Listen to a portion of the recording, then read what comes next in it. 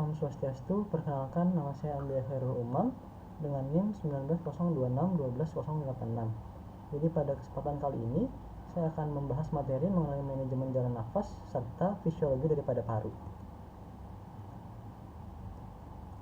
Jadi sebelum kita membahas mengenai manajemen jalan nafas, ada baiknya terlebih dahulu kita mengetahui dasar-dasar dari sistem pernafasan. Jadi sistem pernafasan secara anatomi itu dibagi menjadi dua, yaitu sistem pernafasan atas dan juga bawah. Sistem pernafasan atas terdiri dari hidung, mulut, faring, yang dimana faring ini terbagi menjadi 3 subbagian, yaitu nasofaring, orofaring, dan juga laringofaring. Lalu untuk sistem pernafasan bawah itu dimulai dari laring, trakea, bronkus, dan juga paru itu sendiri, hingga sampai ke alveolinya. Lalu secara fisiologi, paru ini dibagi menjadi dua, yaitu zona konduksi dan juga zona respirasi. Zona konduksi atau zona jalur hantar udara ini dimulai dari hidung hingga ke bronkiolus. Sedangkan untuk zona respirasi sendiri itu terdiri dari ductus alveolaris hingga ke alveoli. Dan ini merupakan sekilas mengenai anatomi sistem pernafasan atas. Jadi di gambar kiri ini dapat kita lihat ini merupakan sudut pandang anterolateral dari hidung yang menunjukkan rangka tulang dan juga kartilago daripada hidung, di mana di sini tersusun dari tulang nasa, lalu ada cartilago nasal, ada cartilago septum, lalu ada cartilago ala minor mayor, serta di lateralnya ada jaringan ikat fibrosa dan juga adiposa. Lalu di gambar yang kanan ini bisa kita lihat ini merupakan potongan parasagital dari radio kepala dan juga leher yang menunjukkan struktur saluran nafas bagian atas. Bisa kita lihat di sini di dalam nasinya ada konka nasi superior, inferior, dan konka nasi middle.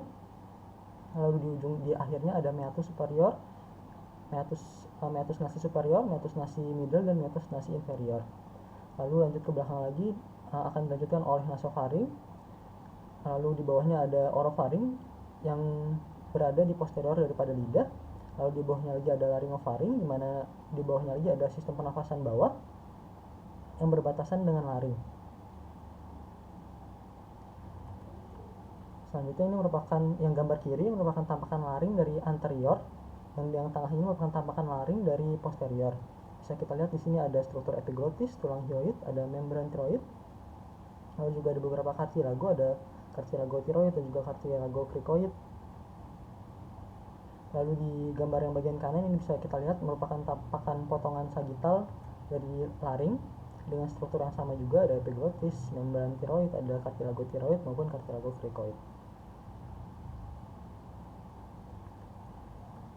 Lalu selanjutnya di gambar kiri ini merupakan tampakan anterior dari saluran nafas bawah, mulai dari laring, trakea, bronkus, bronkiolus, dan percabangannya. Di mana sini kita bisa lihat bahwa pada paru kanan ini terbagi menjadi 2 lobus, sedangkan pada paru kiri terdiri dari paru kanan terdiri dari 3 lobus dan paru kiri ini terdiri dari 2 lobus. Di mana di antar lobus ini dipisahkan oleh fisura-fisura. Di paru kanan ini dipisahkan oleh viscera oblik dan viscera horizontal, sedangkan pada paru kiri ini hanya dipisahkan oleh viscera oblik saja. Lalu di gambar yang kanan ini bisa kita lihat bahwa ini ada tampak lobulus-lobulus daripada alveoli, dan kalau kita lihat lagi secara mikroskopis bahwa urutannya adalah mulai dari bronchiolus respiratorius, lalu ke ductus alveoli, saccus alveolus, dan hingga ke alveoli, di mana pada alveoli ini akan terjadi difusi atau pertukaran gas oksigen dengan CO2 antara kapiler paru dengan alveoli. Lalu selanjutnya saya akan membahas mengenai fisiologi pernafasan. Jadi di sini terminologi yang harus kita tahu adalah terminologi respirasi dan terminologi ventilasi, karena keduanya ini mirip-mirip namun agak sedikit berbeda. Jadi untuk respirasi sendiri itu didefinisikan sebagai suatu pertukaran gas-gas antara suatu organisme dengan lingkungannya. Nah, fungsi respirasi ini terbagi menjadi dua, yaitu fungsi respirasi eksternal serta fungsi respirasi internal. Jadi untuk fungsi respirasi eksternal itu merupakan suatu fungsi di mana paru-paru pada pernafasan spontan dengan udara kamar, yaitu fraksi oksigen sekitar 21%, akan menghasilkan tekanan oksigen dan karbon dioksida yang dalam batas-batas normal. Dalam kondisi tertentu, nilai tersebut dapat terganggu sehingga diperlukan terapi oksigen, baik dengan atau tanpa alat bantu nafas. Selanjutnya untuk fungsi respirasi internal, ini merupakan suatu fungsi di mana nantinya oksigen akan digunakan untuk metabolisme di tingkat intrasel, yang pada akhirnya akan menghasilkan CO2, H2O, serta energi berupa ATP. Fungsi ini nantinya akan melibatkan hantaran oksigen ke jaringan, perfusi ke jaringan, dan juga fungsi sel jaringan. Kalau untuk ventilasi sendiri, ventilasi ini merupakan suatu pertukaran udara ke dan keluar ke dalam dan juga keluar paru. Dan ini merupakan gambaran skematik proses pernafasan eksternal serta pernafasan internal atau respirasi eksternal dan respirasi internal. Jadi pada respirasi eksternal itu akan terjadi pertukaran gas antara sel-sel di antara alveoli dengan kapiler-kapiler di dalam paru. Lalu selanjutnya akan dibawa oleh hemoglobin, akan diikat oleh hemoglobin lalu dibawa ke sel-sel di jaringan.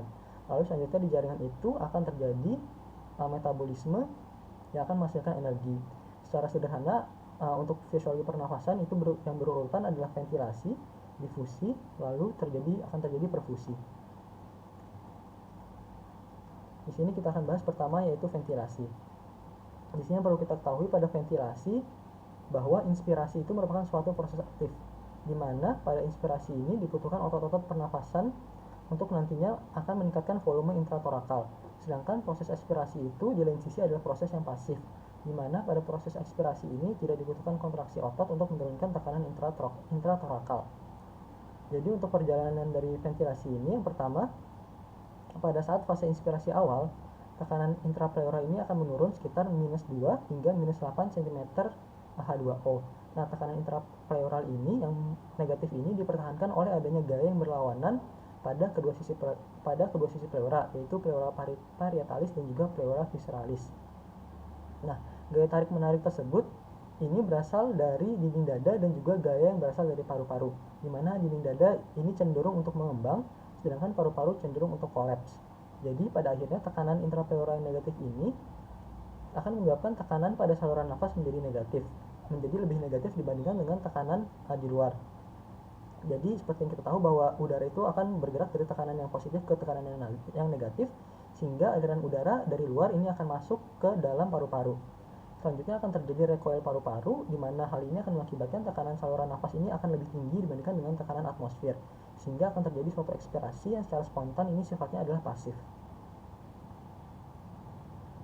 Nah, selanjutnya ini merupakan gambaran daripada tekanan atmosfer, tekanan intratorakal, serta tekanan intrapulmonik pada saat inspirasi, pada saat diam, serta pada saat ekspirasi. Bisa kita lihat di sini bahwa tekanan atmosfer itu adalah sekitar 760 mm air raksa.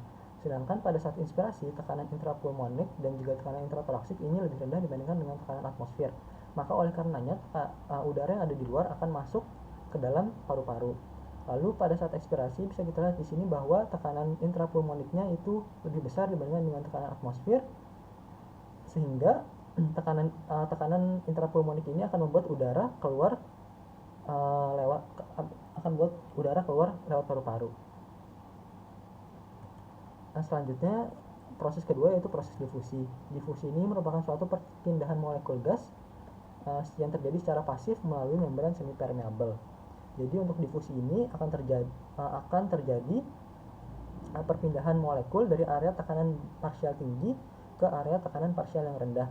Proses difusi ini terjadi karena perbedaan tekanan parsial oksigen dan CO2 antara alveoli dan juga kapiler paru-paru. Nah, selanjutnya yang ketiga yaitu proses perfusi, di mana perfusi ini merupakan suatu distribusi darah yang telah teroksigenasi untuk diedarkan nantinya ke seluruh tubuh. Aliran darah di paru ini sangat terpengaruh oleh gravitasi bumi, sehingga perfusi pada basal paru itu akan lebih tinggi dibandingkan perfusi di apeks paru. Karena seperti yang kita tahu bahwa udara itu akan menempati tempat yang lebih atas, sehingga ventilasi itu akan lebih tinggi di apeks daripada paru.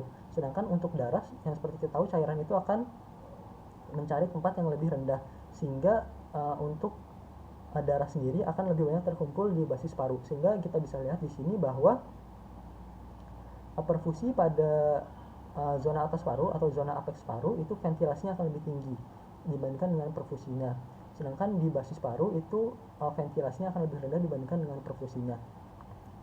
Dan untuk perfusi yang optimal itu terjadi di tengah-tengah paru, di medial paru, tepatnya sekitar di fossa nomor 2 atau nomor 3. Nah, yang penting juga kita ketahui bahwa terdapat rasio ventilasi dan juga rasio ventilasi perfusi, di mana ventilasi alveoli normal yaitu sebesar 4 liter per menit, sedangkan perfusi kapiler normal yaitu sebesar 5 liter per menit.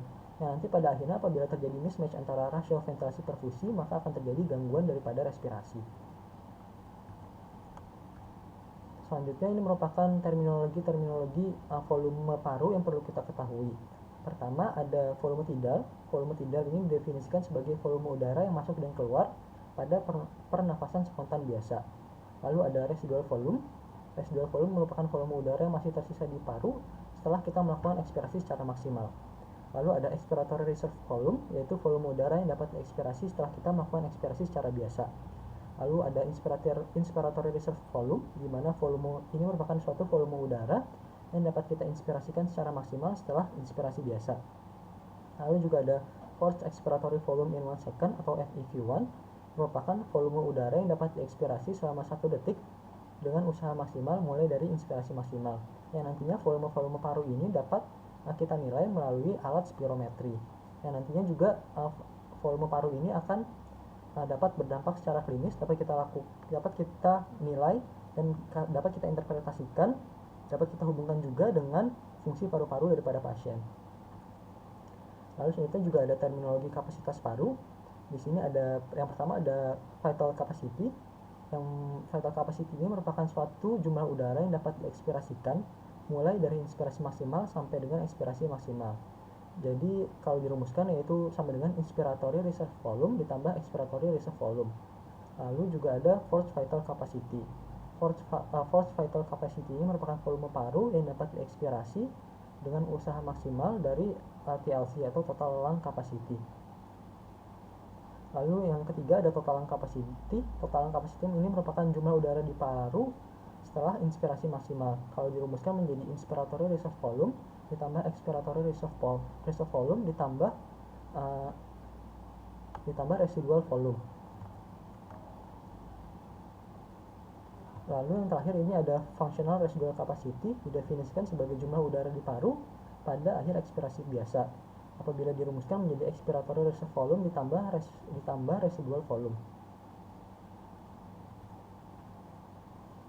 Dan ini merupakan contoh kapasitas paru pada pasien dengan berat badan 70 kg, itu akan memiliki total lung capacity sebesar 5.800 ml atau hampir 6 liter, di mana tidal volumenya itu sebesar 500 cc, dengan inspiratory reserve volumenya di sini sebesar 3000 cc, untuk expiratory reserve volumenya sebesar kurang lebih 1100 cc, dengan residual volumenya sebesar 1200 cc.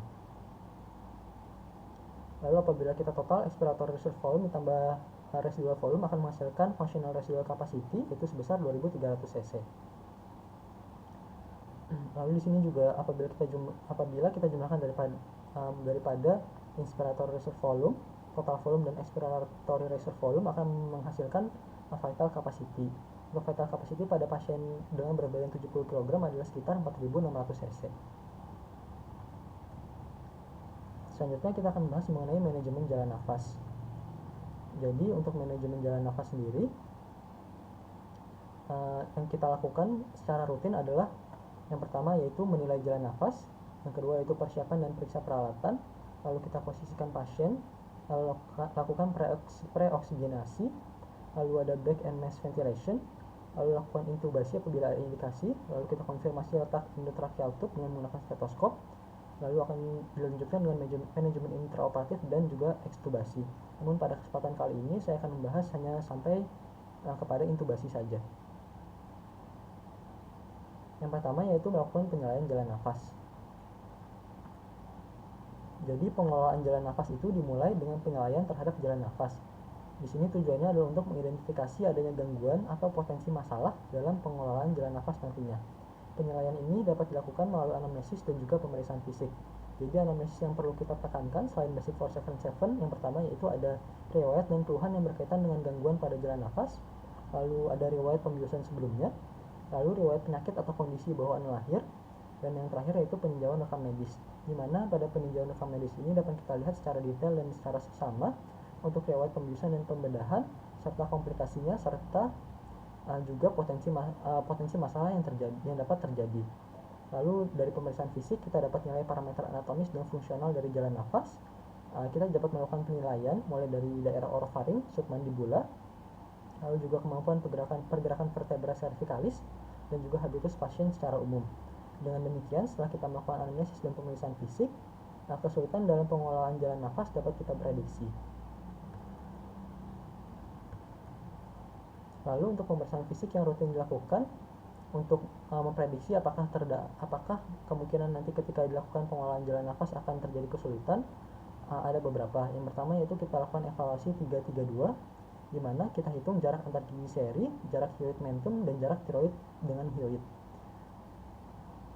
Apabila jaraknya yaitu lebih dari 3 jari pada jarak antar gigi seri dan lebih dari 3 jari jarak hyoid mentum dan lebih dari 2 jari pada jarak tiroid hyoid, maka kemungkinan pengelolaan jalan nafas akan mudah untuk dilakukan. Lalu kita lakukan evaluasi Mallampati juga yang nanti akan dijelaskan pada slide selanjutnya. Lalu juga evaluasi upper lip bite test di sini untuk menilai pergerakan daripada submandibulanya. Di sini kita nilai kemampuan gigi seri bawah untuk menggigit bibir bagian atas yang nanti akan dijelaskan lebih lanjut di slide selanjutnya. Lalu juga kita lakukan evaluasi pergerakan ekstensi leher daripada pasien. Apabila pasien dapat melakukan ekstensi lebih daripada 35 derajat, maka pengelolaan jalan nafas kemungkinan akan lebih mudah. Lalu kita bisa cek juga habitus tubuh daripada pasien. Apabila IMT-nya kurang dari 30 kg per meter kuadrat, maka kemungkinan pengelolaan jalan nafas akan lebih mudah. Yang pertama yaitu kita lakukan Mallampati scoring. Jadi di Mallampati scoring ini kita minta pasien untuk menjulurkan lidahnya tanpa bersuara. Lalu kita lakukan evaluasi, kita visualisasi apa saja struktur-struktur yang dapat kita lihat. Untuk Mallampati kelas 1 kita dapat melihat palatum mole, palatum durum, uvula, serta pilar anterior dan juga posterior. Untuk Mallampati kelas 2 kita bisa lihat palatum mole, durum dan juga uvula. Untuk Mallampati 3 kita bisa lihat palatum mole dan dasar daripada uvula. Untuk kelas 4 kita palatum mole tidak terlihat dan kita hanya dapat melihat palatum durumnya. Jadi dikatakan bahwa apabila Mallampati skor 1 dan 2 itu merupakan skor Mallampati yang bagus untuk dilakukan manajemen jalan nafas, sehingga apabila kelas 3 dan 4 itu akan lebih sulit untuk melakukan manajemen jalan nafasnya. Lalu untuk gambar yang di bawah bisa kita lihat ini merupakan evaluasi 332 seperti yang sudah dijelaskan sebelumnya. Kita hitung jarak antar gigi serinya, jarak hyoid mentum, dan juga jarak antara tiroid dan juga hyoid. Selanjutnya kita lakukan juga evaluasi upper lip bite test. Di sini kita minta pasien untuk menggigit bibir bagian atasnya dengan menggunakan gigi seri bawahnya. Di sini dibagi menjadi 3 kelas. Kelas 1 yaitu gigi seri bawah dapat menggigit bibir bagian atas hingga sampai di atas vermilion. Apabila kelas 2 itu gigi seri bawah dapat menggigit bibir bagian atas namun tidak sampai bagian atas vermilion, hanya sampai bagian bawah vermilion saja. Untuk kelas 3 gigi seri bawah tidak dapat menggigit bibir bagian atas. Jadi untuk yang kelas 1 dan 2 kemungkinan itu mudah dilakukan manajemen jalan nafas, sedangkan kelas 3 akan terjadi suatu kesulitan. Lalu kita minta pasien juga untuk melakukan ekstensi leher. Lalu kita evaluasi. Di sini kita evaluasi adalah sendi atlanta occipital. Jadi seperti yang kita tahu bahwa nantinya pasien akan kita posisikan dengan posisi sniffing position. Jadi apabila pasien kesulitan untuk melakukan ekstensi lehernya, maka akan sulit untuk melakukan manajemen jalan nafas. Jadi di sini juga dibagi menjadi beberapa grading. Ada 4 grading. Yang pertama yaitu yang bisa lebih daripada 35 derajat. Lalu grading 2 itu apabila terjadi reduksi sebesar 1/3. Grading 3 terjadi reduksi 2/3. Dan grading 4 tidak ada ekstensi yang berarti. Lalu selanjutnya ini merupakan parameter prediktor kemungkinan kesulitan untuk intubasi. Jadi mnemonicsnya adalah lemon. Jadi yang L pertama yaitu look externally. Kita lihat secara eksternal apakah ada trauma wajah, apakah gigi serinya terlihat besar, apakah ada janggut atau kumis yang lebat, dan juga lidah yang lebar, dan juga lidah yang besar. Lalu kita evaluasi juga 332-nya. Lalu kita evaluasi Mallampatinya. Tadi apabila lebih dari sama dengan 3 Mallampatinya maka kemungkinan akan sulit untuk dilakukan intubasi. Lalu juga kita evaluasi apakah ada obstruksi, kemungkinan-kemungkinan yang dapat menyebabkan obstruksi jalan nafas, seperti adanya epiglotitis, absces peritonsilar, atau trauma pada wajah dan leher. Lalu yang terakhir yaitu N, neck mobility, keterbatasan mobilitas leher, seperti yang sudah saya jelaskan sebelumnya, yaitu untuk neck extensionnya kita dapat evaluasi. Selanjutnya ini merupakan gambaran daripada laring ketika kita lakukan direct laryngoscope. Di sini juga kita dapat lihat di sini merupakan salah satu prediksi terjadinya kemungkinan untuk sulit intubasi. Untuk gambar yang A ini merupakan grade 1, dapat kita lihat struktur yang lengkap daripada glotis. Untuk gambar yang B ini merupakan grade 2. Di sini dapat kita lihat glotis hanya tampak sebagian dan hanya komisura posterior yang dapat kita visualisasi. Untuk gambar yang C itu merupakan grade 3. Hanya terlihat epiglotis saja. Sedangkan untuk grade yang keempat yaitu grade yang D, ini kita tidak dapat melihat epiglotis, kita hanya dapat melihat dasar daripada lidah. Lalu dikatakan bahwa grade A dan grade 1 dan juga grade 2 yaitu mudah untuk diintubasi, sedangkan grade 3 dan 4 kemungkinan sulit untuk intubasi.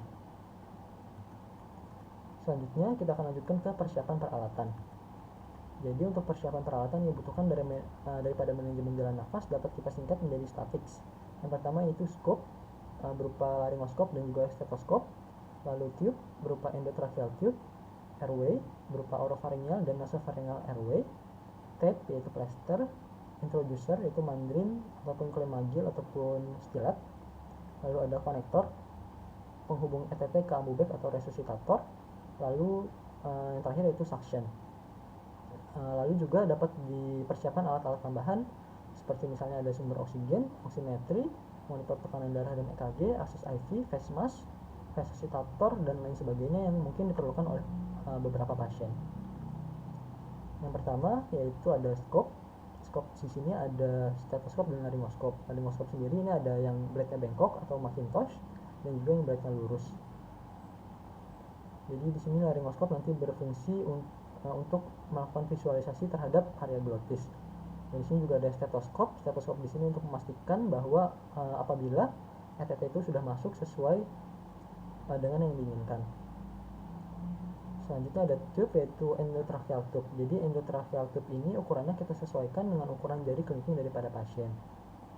Jadi umumnya kita persiapkan 3 ukuran daripada tube-nya, yaitu yang sesuai dengan pasien, lalu di atas ukuran yang di atasnya dan ukuran yang di bawahnya masing-masing 1. Lalu di sini juga ada patokan untuk ukuran-ukuran ETT sesuai dengan umur daripada pasien. Di sini apabila dewasa kita umumnya menggunakan yang panjang 24 dengan diameter internalnya pada laki-laki 7,5 sampai 9, sedangkan pada perempuan itu diameternya 7 sampai dengan 7,5. Lalu kita persiapkan juga airway. Airway dapat kita persiapkan oropharyngeal airway maupun nasopharyngeal airway. Lalu tape, plaster untuk melakukan fiksasi. Lalu ada juga introducer atau mandrin. Di sini introducer ini merupakan suatu alat yang berbentuk seperti kawat memanjang. Introducer ini berfungsi sebagai alat bantu untuk kita memasukkan ETT. Selanjutnya ada konektor untuk menghubungkan daripada ETT dengan ambubek ataupun dengan resusitator. Lalu juga ada suction yang nanti kita bisa pergunakan untuk melakukan suction daripada air liur maupun sputum daripada pasien. Selanjutnya ini merupakan face mask atau sungkup wajah. Sungkup wajah ini kita dapat pergunakan untuk memfasilitasi pengaliran oksigen kepada pasien untuk dapat nantinya mencapai kemampuan penghantaran gas yang optimal. Jadi oleh karena itu dibutuhkan pemasangan sungkup wajah yang bersegel sehingga tidak terjadi kebocoran. Ukuran dan bentuk sungkup wajah ini disesuaikan dengan kontur wajah pasien. Jadi secara anatomi di sini ada bodinya, ada rimnya, lalu ada lubang untuk disambungkan ke ambubek ataupun ke resusitator. Selanjutnya yang kita lakukan adalah memposisikan pasien. Jadi pengelolaan jalan nafas ini diawali dengan membuka atau membebaskan jalan nafas atas dari sumbatan. Hal tersebut dapat kita lakukan dengan melakukan manuver jalan nafas berupa head tilt, chin lift, dan juga jaw thrust. Dan nanti pada akhirnya kita mengharapkan pasien akan ke sniffing position. Ini merupakan posisi yang ideal untuk kita melakukan manajemen jalan nafas. Nah, selain itu, apabila kita tidak dapat melakukan manuver-manuver tersebut, maka kita dapat gunakan alat bantu berupa oropharyngeal maupun nasopharyngeal airway. Dan ini merupakan gambaran-gambaran daripada aksis jalan nafas, daripada aksis-aksis. Di sini ada aksis mulut, ada aksis faring, dan ada aksis laring. Jadi bisa kita lihat pada gambar A ini merupakan posisi netral daripada kepala. Lalu pada gambar yang B ini merupakan posisi kepala yang elevasi, sedangkan gambar yang C ini merupakan posisi sniffing position. Jadi pada posisi yang C ini atau pada posisi sniffing position ini bisa kita lihat bahwa aksis anatomis daripada mulut, faring, dan laring ini terletak hampir sejajar, sehingga ketika kita melakukan laringoskopi akan lebih mudah untuk melakukan visualisasi daripada laring.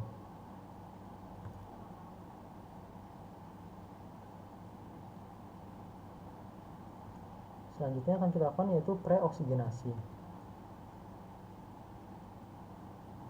Jadi preoksigenasi ini merupakan suatu bagian dari persiapan untuk kita melakukan laringoskopi dan juga intubasi. Jadi apabila memungkinkan, sebaiknya setiap pasien yang akan melakukan intubasi sebaiknya dilakukan preoksigenasi. Jadi tujuan dari preoksigenasi ini adalah untuk meningkatkan cadangan oksigen dalam paru sehingga dapat memperlama waktu apnu sebelum terjadinya desaturasi oksigen. Nah, jadi seperti yang kita sudah bahas sebelumnya di bagian faal paru, bahwa paru ini memiliki kapasitas residu fungsional sebesar 2 liter, yang pada pasien normal itu dia akan terisi oleh nitrogen. Sehingga ketika kita melakukan preoksigenasi, maka kapasitas residu fungsional ini akan terisi oleh oksigen, sehingga pasien akan memiliki cadangan oksigen yang lebih, yaitu sebesar 2 liter. Untuk preoksigenasi sendiri ini dapat kita lakukan dengan bantuan cukup wajah dan juga pompa manual yang kita aliri dengan oksigen 100%. Jadi pasien dengan preoksigenasi ini akan memiliki cadangan oksigen untuk sekitar 5 sampai dengan hingga 8 menit. Untuk teknik ventilasi dengan back mask ventilation ini dapat dilakukan oleh 1 ataupun 2 orang. Bila dilakukan oleh 1 orang, maka tekniknya adalah seperti yang gambar di kiri, yaitu dengan teknik C dan juga I, di mana ibu jari dan juga jari tunjuk memegang sungkup wajah, sedangkan jari sisanya itu memposisikan pasien agak sedikit ekstensi. Apabila dilakukan oleh 1 orang, maka sungkup wajah ini dipegang dengan tangan kiri dan tangan kanannya itu melakukan ventilasi tekanan positif dengan memeras breathing back. Apabila dengan 1 orang itu kesulitan atau terjadi kebocoran, maka dapat dilakukan dengan 2 orang, di mana 1 orang itu memegang sungkup wajah, sedangkan 1 orang yang lainnya itu melakukan ventilasi dengan breathing back. Selanjutnya kita akan membahas mengenai intubasi endotrakea. Jadi intubasi endotrakea ini sampai saat ini merupakan gold standar pengelolaan jalan nafas. Jadi definisinya adalah usaha untuk mengamankan jalan nafas dengan cara memasukkan pipa endotrakea atau ETT ke dalam trakea dengan bantuan tindakan laringoskopi. Tujuannya adalah untuk mempertahankan potensi jalan nafas, melindungi jalan nafas dari aspirasi, memungkinkan ventilasi tekanan positif, lalu memungkinkan pembersihan sekresi jalan nafas, lalu memungkinkan nafas kendali dengan oksigen 100%, dan juga bisa sebagai akses pemberian obat-obatan tertentu. Selanjutnya, sebelum kita melakukan intubasi, kita harus melakukan laringoskopi terlebih dahulu. Jadi laringoskopi ini merupakan suatu tindakan untuk memvisualisasi laring dan pita suara dengan menggunakan alat laringoskop. Jadi untuk cara-caranya, yang pertama kita posisikan pasien tadi sniffing position, lalu kita buka mulutnya, lalu kita masukkan bilah laringoskopnya, lalu kita atur posisi ujung bilah laringoskop. Lalu kita angkat mandibula untuk membantu visualisasi laring dan memasukkan pipa endotrakea melalui celah pita suara seperti pada gambar di slide.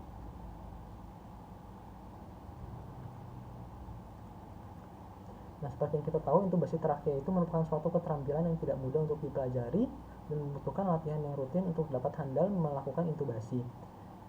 Nah, jadi di sini ada alternatif. Apabila kita gagal melakukan intubasi endotrakea, maka dapat kita lakukan pengelolaan jalan nafas menggunakan alat jalan nafas supraglotik, di mana alat jalan nafas supraglotik ini relatif lebih mudah dilakukan dalam memfasilitasi ventilasi. Jadi salah satu alat supraglotik yang paling sering digunakan adalah laryngeal mask airway. Alat laryngeal mask airway ini mempunyai bentuk yang lebar di ujungnya, dan cara penggunaannya adalah dengan memasukkannya ke hipofaring melalui rongga mulut. Jadi urutan-urutan cara pemasangan LMA antara lain yang pertama yaitu kita tentukan dulu ukuran LMA berdasarkan berat badan pasien. Lalu yang kedua, untuk mengurangi risiko terjadinya terlipatnya epiglottis, dianjurkan untuk mengempiskan sepenuhnya balon LMA sebelum kita lakukan pemasangan. Lalu yang ketiga, untuk balon LMA ini sebaiknya diberikan gel berbahan dasar air sebagai pelumasnya. Apabila tidak terdapat kontraindikasi, maka kita posisikan pasien dengan sniffing position. Lalu kita masukkan LMA ke dalam mulut dengan meletakkan jari telunjuk pada perbatasan cungkup dan juga pipa LMA. Lalu kita tekan balon LMA terhadap palatum sambil mendorong LMA masuk ke orofaring mengikuti lengkungan dinding faring posterior. Lalu selanjutnya apabila LMA ini sudah mencapai hipofaring, kita akan merasakan suatu tahanan dan jangan dorong LMA lagi. Lalu kita kembangkan balon LMA-nya dengan udara secukupnya sampai tidak terdapat kebocoran. Lalu kita posisikan pasien kembali ke posisi netral dan lakukan fiksasi dengan pita perekat pada wajah pasien. Dan ini merupakan gambaran skematik untuk pemasangan LMA seperti yang sudah saya jelaskan sebelumnya. Dan ini merupakan ukuran-ukuran LMA berdasarkan berat badan daripada pasien. Kita bisa lihat di sini untuk bayi, anak-anak, dewasa ukuran kecil, dewasa sedang, dan juga dewasa berukuran besar. Dan di sini juga selain ukuran maskernya, volume cuffnya juga berbeda-beda. Baik, sekian materi manajemen jalan nafas dan fisiologi paru yang dapat saya sampaikan. Terima kasih.